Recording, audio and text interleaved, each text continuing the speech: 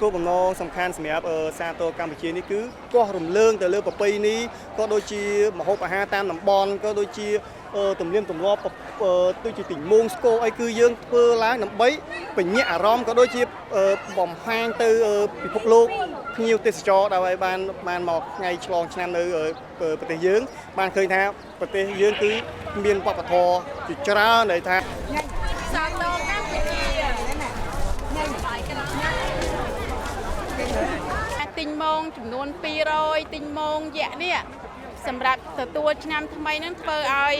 ប្រទេសកម្ពុជានិងបងប្អូនប្រជាជនកម្ពុជាទាំងអស់និងពិភពលោកនឹងទទួលបាននៅសុភមង្គលសិរីសួស្តីនិងមានសុខភាពល្អគ្រប់គ្នា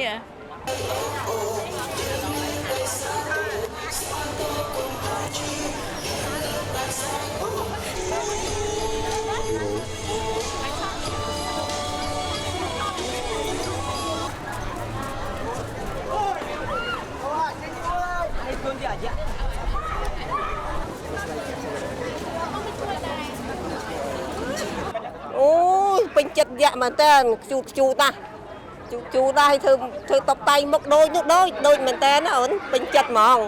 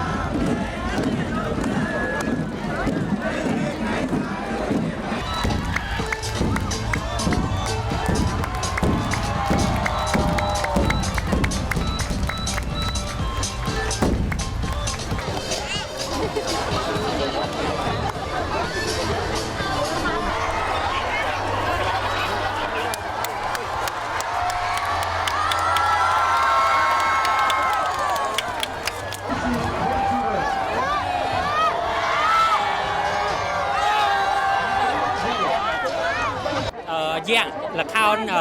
ấy cái là khao mẹ này là khao bà xạ